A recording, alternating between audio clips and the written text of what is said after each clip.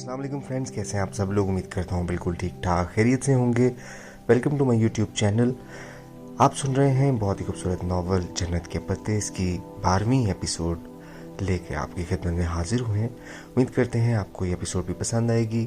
इससे पहले कि हम अपनी अगली किस्त शुरू करें, आप जिन लोगों ने अभी तक चैनल को सब्सक्राइब नहीं किया, काइंडली वो चैनल को सब्सक्राइब कर लें ताकि हमारी हौसला अफजाई हो सके। बहुत कीमती और नफीस स्याह सूट में मलबूस, जेल से बाल पीछे किए वो चेहरा ढेरों संजीदगी लिए अखबार खोल रहा था। ब्रीफ केस इसने कदमों में रख दिया। वो अधीर सी बैठी सामने देखे गई कि नखियों से इसे वो चेहरे के सामने अखबार फैलाए नजर आ रहा था। सामने वाली कितार और इनकी कितार के दरमियान जगह ऊपर लगे हैंडल पकड़कर खड़े लोगों से भरने लगी थी। वो इस अजीब इत्तेफाक पर इतनी शशदर बैठी थी कि हाथ से लटके जूते भूल ही गई। याद रहा तो बस यही कि वो कितना करीब मगर कितना दूर था।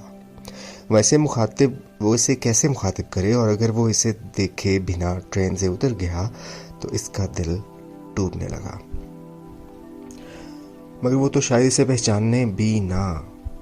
इस सर्द मोहर कम गो शख्स से इसे यही तवक्का थी।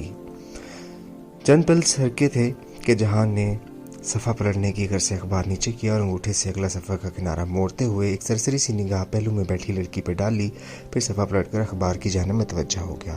लेकिन अगले ही लम्हे पर जैसे वो रुका और गर्दन मोड़कर दोबारा इसे देखा, इसकी भीगी मोटी लटें रुखसारों से चिपक गई थी। पानी के कतरे थोड़ी से नीचे गिर रहे थे। वो इसके मुतवज्जा होने पे भी सांस रोके सामने देखे गई। ओह हया! वो हैरत भरी आवाज़ जैसे कहीं दूर से आई थी। हया ने धीरे से पलकें इसकी जानिब उठाई। काजल की लकीर मिटकर नीचे बह गई थी। तब भी वो उदास आंखों में अजब सहर रखता था। जिहान सिकंदर, वो रस्मन मुस्कुराई। हया कैसी हो, अकेली हो? कहने के साथ जिहान ने इर्द गिर्द नज़र दौड़ाई। वहाँ कोई मुसाफिर हया का हमसफ़र नहीं लग रहा था। जी अकेली हूँ। मैंने ये भी पूछा है कि कैसी हो। मुस्कुराते हुए अपनायत से कहते हुए वो अखबार तय करने लगा जो इसके लिए हथौड़ी और मीखे नहीं रख सकता था। अब अखबार रख रहा था। या खुदा, ये वही जिहान सिकंदर था। मम्मी तुम्हें याद कर रही थी, तुम फिर कब आओगी? अखबार एक तरफ रख कर अब वो पूरी तरह हया की जाने मुतवज्जा था। वो यकटक इसे देखे गई। बस शायद कुछ दिन। कुछ कहने की सही में इसे महसूस हुआ कि जिहान की निगाहें इसके हाथ पे फिसली थीं और बेशतर इसके कि वो इससे कुछ छुपाती। वो इसके हाथ में जूते देख चुका था। जूते को क्या हुआ? इतनी सर्दी में नंगे पाँव बैठी हो, लाओ दिखाओ जूता। वो खफा हुआ था या फिक्रमंद, इससे सोचने का मौका ही ना मिल सका। जिहान जूता लेने के लिए झुका तो इसने बेबसी से टूटी हील वाली सैंडल सामने की। ये तो अलग होने वाला है। इसके हाथ से जूता लेकर वो इसे उलट पुलट करके देखने लगा। हया ने बेचैनी से बोला, जिहान रहने दो, ठहरो, शायद ये जुड़ जाए। वो झुककर दूसरे हाथ से ब्रीफकेस में से कुछ निकालने लगा। जिहान, लोग देख रहे हैं, ये पकड़ो ज़रा। वो सीधा हुआ और जूता हया को थमाया। फिर हाथ में पकड़ा टेप खोला। काफ़ी लंबा सा स्ट्रिप खोल कर दांत से काटा। हया ने जूता सामने किया। इसने एहतियात से हील के निचले लटकते हिस्से को ऊपर के साथ जोड़ा और इसके गिर्द 4 चक्रों में टेप लगाता गया। अब पहनो। मरहम शुदा सैंडल को इसने झुककर हया के कदमों में रख दिया। हया ने इसे पाँव में डाला और स्टेप बंद करके झुकने ही वाली थी कि जोर पड़ने से दोबारा चटक हुआ और हील का टूटा हुआ हिस्सा सिरे से ही अलग हो गया। ओह, कोई बात नहीं, हया को शर्मिंदगी ने आन घेरा था। ये वो सर्द मोहर और तलख जिहान नहीं बल्कि कोई अपना सा शख्स था। वो जवाब देने की बजाय झुक गया था। हया ने गर्दन तिरछी करके देखा। वो अपने बूट का तस्मा खोल रहा था। इससे पहले कि वो इससे रोक पाती, जिहान अपना बूट उतार चुका था। पहन लो, बाहर ठंड है, सर्दी लग जाएगी। अब वो जराबें उतार कर अपने ब्रीफकेस में रख रहा था। इसका अंदाज आम सा था, जैसे वो रोज़ ही मेट्रो में किसी न किसी को अपने जूते देता हो। नहीं रहने दो, मैं भी मार्केट से नया ले लूँगी। मगर तुम क्या करोगे, तुम तो ऑफिस जा रहे हो ना? जिहान ने ज़रा सा मुस्कुराकर सर हिलाया। ऑफिस के काम से सिल्ली जा रहा हूँ। फिर मैं तुम्हें जूते वापस कैसे करूँगी? पता नहीं कब मैं तुम्हारे घर आऊँ। और तुम अभी अकेली कहीं नहीं जा रही। अगला स्टेशन सिसली है। इधर हम 7 माल से जूता खरीदेंगे, फिर अपना बूट वापस ले लूँगा। मगर तुम्हारे ऑफिस का काम, मैं नंगे पाँव काम पे जाकर क्या करूँगा? वो धीरे से मुस्कुराया। वो पहली बार हया के लिए मुस्कुराया था। वो यकटक काजल की मटती स्याही वाली आंखों से इसे देखती गई।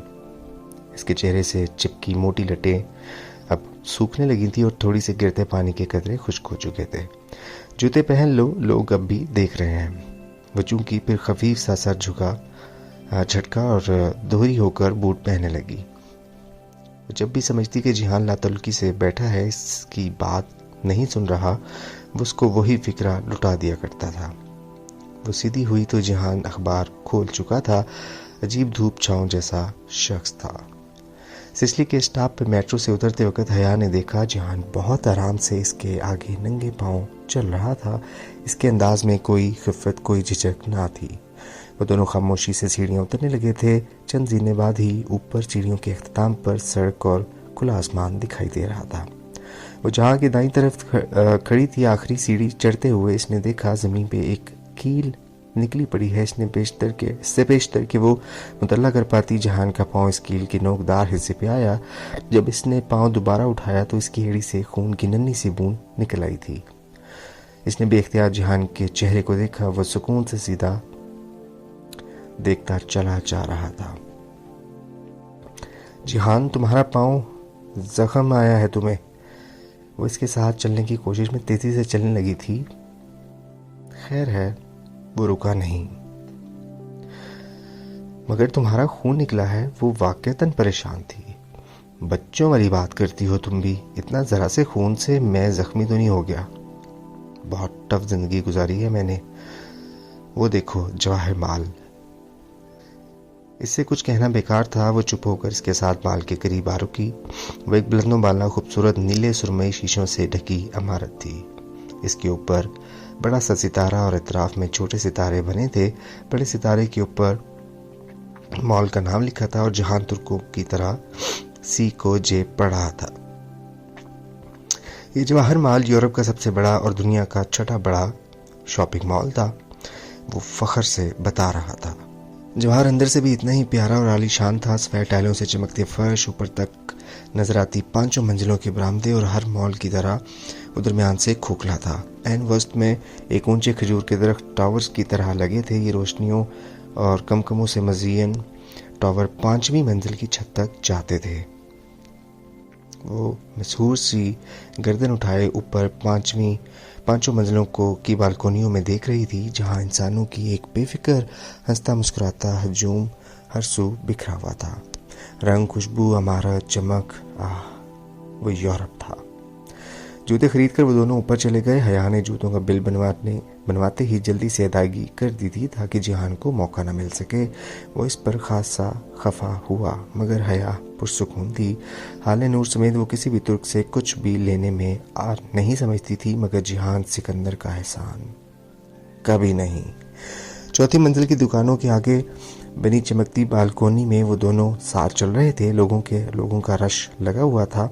उस रश में से रास्ता बनाती हया को जिहान की रफ्तार से मिलने के लिए तकरीबन भागना पड़ रहा था। फिर वो पीछे रह जाती और वो आगे निकल जाता। वो इसके साथ देने की पूरी कोशिश में अब थकने लगी थी। शायद यही इनकी जिंदगी की कहानी थी। जिहान ने एक शीशे का दरवाज़ा खोला और एक तरफ हटकर रास्ता दिया। Thank you. वो सुरख कोट की जेबों में हाथ डाले मुस्कुराती हुई अंदर दाखिल हुई। वो इसके पीछे आया। वो रेस्टोरेंट था। नरम और गर्म माहौल, हीटर और बाहर के सरमा की मिली जुली खन की मध्यम रोशनियां, पीछे बजता धीमा सा म्यूजिक, बहुत खूबसूरत नज़ारा था। ऑर्डर करो। वो एक कोने वाली मेज़ के गिर्द आकर सामने बैठ गए तो जहान ने इसको कहा। अपना कोट उतार कर इसने कुर्सी की पुश पर रख दिया था और अब वो कफ खोलकर आस्तीन मोड़ रहा था। मगर ये दावत किस खुशी में है? हयात दोनों कोहनियाँ मेज़ पर टिकाए, दाई हथेली थोड़ी तले टिकाए दिलचस्पी से इसे देख रही थी। चेहरे के दोनों तरफ में गिरते बाल अब खासे सूख चुके थे। तुम्हारे इस खूबसूरत कोट की खुशी में और ये दावत मेरी तरफ से है, अब ऑर्डर करो। हया ने गर्दन झुकाकर एक सरसरी निगाह अपने कोट पर डाली। मगर दावत तुम्हारी तरफ से है तो ऑर्डर तुम्हें करना चाहिए। इसने जिहान की बात नज़रअंदाज कर दी कि शायद वो मजाक कर रहा है। ठीक है। जिहान ने मेन्यू कार्ड उठाया और सफ़ा पलटने लगा। वो इसके वजीहा चेहरे को देखती रह गई। क्या वो जानता था कि वो इसकी बीवी है? इतनी बड़ी बात वो ना जानता हो, ये कैसे मुमकिन था? इस रोज़ तुमने बहुत गलत बात की थी जिहान, मुझे तुम पे बहुत गुस्सा आया था। जब वो ऑर्डर कर चुका तो वो यूं ही बंद मुट्ठी थोड़ी तले टिकाए इसे तकते हुए बोली, मैंने क्या किया था? वो हैरान हुआ। पता नहीं किसने मेरे नाम से वो फूल भेजे थे और तुमने कहा कि मेरा वैलेंटाइन, मैं ऐसी लड़की नहीं हूँ जिहान, ना ही मैं जानती हूँ फूल किसने भेजे थे। ओके। जिहान ने समझने वाले अंदाज में सर को जुम्बिश दी, मगर वो जानती थी इसे यकीन नहीं आया था।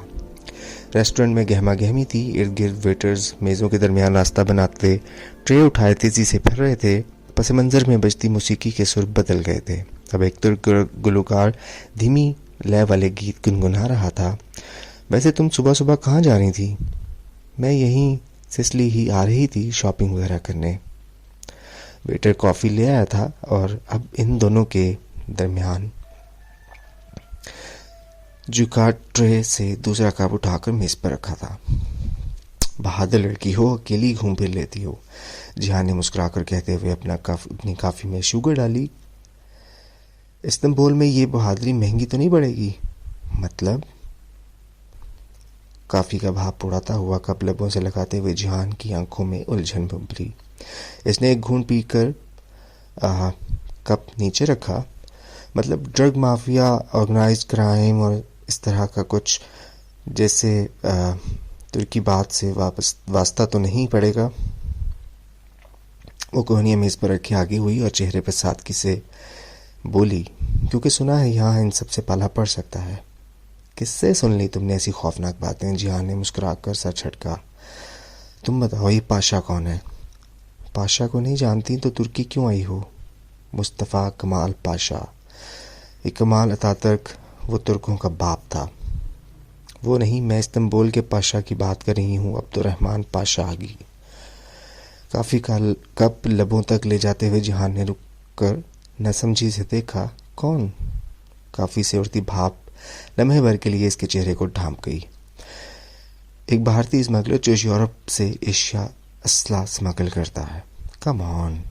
इसने कप रखकर संजीदगी से हया को देखा। इस्तांबुल में ऐसा कोई माफिया राज नहीं है। ये किसने तुम्हें कहानियां सुना दी हैं? यूं ही मशहूर होने के लिए किसी ने अपने बारे में कोई अफवाह उड़ाई होगी। तुम इस्तांबुल को क्या समझ रही हो? हाल की तरह वो एक खालिस तर्क था, अपने इस्तांबुल के दफा के लिए जी जान से तैयार। वेटर जहां के इशारे पे बिल ले आया था और जहां अपने बटवे से कार्ड निकालकर इसकी फाइल में रख रहा था। राई होती तो ये पहाड़ बनता है ना हया, ये पाकिस्तान नहीं है। जिहान ने ज़रा तफाखर से चिता कर कहा तो इसके लब भेंच गए। कार्ड रखकर जहान ने फाइल बंद करके एक तरफ रखी। पाकिस्तान में ये सब नहीं होता और बिल मैं दूंगी। हया ने तेज़ी से फाइल खोली और जैसे मैं जानता ही नहीं, जिहान की अगली बात लबों में रह गई। इनकी दाईं तरफ से एक वेटर उठाए चला रहा था। वेटर ट्रे उठाए चला रहा था। अचानक एक दूसरा वेटर तेजी से इसके पीछे से आया और पहले वेटर से आगे निकलने की कोशिश की। पहले वेटर को ठोकर लगी तो वातन बरकरार ना रख सका और नतीजतन इसकी दाईं हथेली पे सीधी रखी लकड़ी का प्लेटर स्टेक्स समेत उलट गया। मेज पर रखे हया के हाथ पर ट्रे और गर्म बीफ इकट्ठे आकर गिरे। वो बिलबिलाकर खड़ी हुई। फाइल और बिल नीचे जा गिरे। I am sorry. दोनों वेटर्स बेवक्त चीज़ें ठीक करने लगे। ट्रे से कॉफ़ी का कप भी उलट गया था और सारी कॉफ़ी अब फर्श पर गिर चुकी थी। जिहान नागवारी से तर्क में इन्हें डांटने लगा। चंद मिनट माजरतों के बाद और मेज साफ करने में वो लगे रहे और जब वो वापस बैठा तो हया अपनी कलाई सहला रही थी। तुम्हें चोट आई है? दिखाओ, ज़्यादा जल तो नहीं गया? इसने हाथ बढ़ाया मगर हया ने कलाई पीछे कर ली। ज़रा सी चोट से मैं ज़ख्मी तो नहीं हो गई? बहुत टफ जिंदगी गुजारी है मैंने। बज़ाहिर मुस्कुराकर वो दर्द को दबा गई। हथेली सुर्ख पड़ चुकी थी और शदीद चल रही थी। मेरी बात और है, दिखाओ हाथ।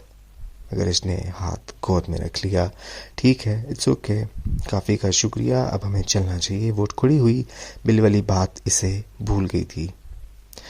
मगर कॉफ़ी तो ख़त्म कर लो। वो काफ़ी परेशानी से खड़ा हुआ। रहने दो, इंतहाई बदतहजीब वेटर्स हैं यहाँ के, चलो। वापसी पे वो इसे मेट्रो स्टेशन तक छोड़ने आया था। ज़ेरे ज़मीन जाती सीढ़ियों के दाने पे दोनों आमने सामने खड़े थे। तुम वापस टैक्सम नहीं आओगे? नहीं, वो दफ्तर यहाँ से करीब ही है जिससे काम के सिलसिले में मिलने आया था। जहान ने बाजू उठाकर दूर एक तरफ इशारा किया। इसने सफेद शर्ट की आस्तीन ने यूं ही कोहनियों तक मोड़ रखी थी और कोट बाजुओं पर डाल रखा था। टाई की नॉट अब तक ढीली हो चुकी थी। वो यकीनन इसका एक वर्किंग डे खराब कर चुकी थी। वैसे तुम क्या करते हो? वो कोट की जेबों में हाथ डाले खड़ी गर्दन उठाए से देख रही थी। मैं एक गरीब सा रेस्टोरेंट ऑनर हूँ। इस्तिकलाल स्ट्रीट पर जो पहला बर्गर किंग है वो मेरा है। इस्तिकलाल स्ट्रीट टाइम स्क्वायर के बिल्कुल साथ है, देखी है ना तुमने? इसने गर्दन दाएं से बाएं और बाएं से दाएं की। तुम इस वीकेंड पे घर क्यों नहीं आती? मम्मी खुश होंगी। और तुम? बेसाख्ता लबों से फिसला। मैं तो वीकेंड पर भी रेस्टोरेंट में होता हूँ, बेफायदा, इसने सोचा।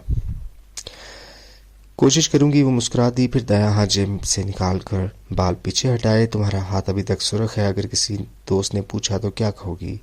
कह दूंगी कि गदली बर्फ के साथ कीचड़ थी, घास पे वहीं फिसल गई। इसने लापरवाही से शान ने उचकाए।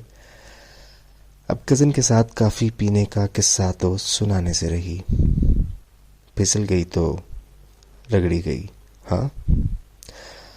और घुटने? जहान ने मुस्कुराकर इसकी जीन्स की तरफ देखा। मतलब? हया ने अबरू उठाए। लड़की, कवर स्टोरी पूरी बनाया करो। अगर तुम हथेलियों के बल कीचड़ में गिरो तो असूलन तुम्हारे घुटनों पर भी रगड़नी चाहिए। फिर वो चंद कदम चलकर घास के किते की तरफ गया, झुककर 3 उंगलियों से थोड़ी सी मिट्टी उठाई और वापस आकर इसके सामने की। इसे अपनी जीन्स पर लगा लो, वरना तुम्हारी फ्रेंड्स यकीन नहीं करेंगी। इतना भी कोई शक्की मिजाज नहीं होता जिहान सिकंदर। इसने हंसकर अपने पोरों से ज़रा सी गिरी मिट्टी ली और झुककर घुटनों के ऊपर जीन्स पे मल दी। फिर हाथ झाड़कर सीधी हुई। मैं कोशिश करूँगा कि हफ्ते की सुबह सारा काम ख़त्म करके घर आ जाऊँ। तुम हफ्ते की शाम ज़रूर आना।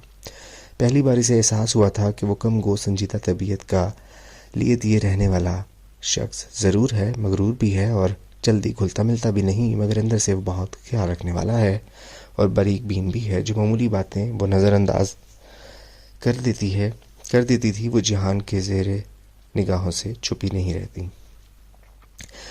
वो जब हॉस्टल में वापस आई तो डीजे और हाले एक रिसाला खोले किसी तवील बहस में मगन थी। डीजे की निगाह सबसे पहले इसके सुर्ख हाथ पे पड़ी। तुम्हें क्या हुआ है? एक जगह गद्दी बर्फ के साथ कीचड़ थी, वहीं फिसल गई। डीजे ने बेख्तियार इसके घुटनों पर लगे कीचड़ को देखा, फिर इस बात में सर हिला दिया। हाँ, लग रहा है। हया बात बदलने की घर से बोली। हाले, ये बालकोनी बत्ती कौन जलाता है? जैसे ही इसके नीचे जाओ तो वो जल उठती है। हाले जो गौर से इसके कोट को देख रही थी, इसके सवाल पर निगाहें उठाकर इसको देखा। इनमें ऑटोमेटिक सेंसर्स लगे हैं। वो अपनी रो में किसी इंसान की मौजूदगी या फिर तेज़ हवा, आंधी वगैरह में खुद ही से जल जाते हैं। और दरवाज़ा बहुत देर से बंद हुआ, खुद ब खुद। इन दरवाज़ों के कैचर स्लो हैं। ये चौखट पे देर से आकर लगते हैं ताकि हर वक्त की ठा ठा से तलबा की पढ़ाई डिस्टर्ब ना हो। हाँ, डीजे ने सर हिलाया। हमारे यहाँ भी हॉस्टल्स में ऐसी लाइट्स और दरवाजे नहीं होते। हया ने डीजे की बात तेज़ी से काटी। और पाक टावर एशिया का दूसरा बड़ा माल नहीं है, हमें गलत फहमी हुई थी। हया, डीजे ने एहतजाजन घूरा। हाले अभी तक हया का कोट देख रही थी। हया अलमारी की तरफ चली गई तो हाले गहरी सांस लेकर बोली, फिर हया, तुम्हें किसी हैंडसम लड़के ने कॉफ़ी पिलाई? जो टूटी जूती वाला शॉप पर अलमारी में रख रही थी। पूरी तरह चौंक कर पलटी। नहीं, क्यों? तेजी से बोली। कॉफी, चाय, लंच कुछ भी नहीं? नहीं, मगर क्यों? तुम अक्लमंद जो सुर्ख कोट पहनकर गई थी शहर की सैर पे इस्तांबुल में, अगर इतना ज़्यादा सुर्ख रंग पहनकर और हैवी मेकअप करके बाहर निकला जाए तो इसका मतलब यही होता है। हाले ने मुस्कुराहट दबाई कि you are looking for a date या फिर वन नाइट स्टैंड। यहाँ तो लोग वैलेंटाइन डे पर भी इतना सुर्ख पहनकर नहीं निकलते। अच्छा, पता नहीं। वो तनिष्ठा इनकी तरफ से रुख मोड़कर अलमारी की चीज़ें उलट पुलट करने लगी। ये दावत किस खुशी में है? तुम्हारे इस खूबसूरत कोट की खुशी में।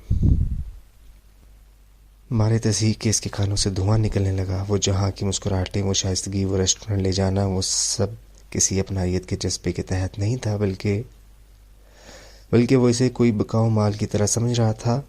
खुद को प्लेट में रखकर पेश करने वाली लड़की को पेशावर।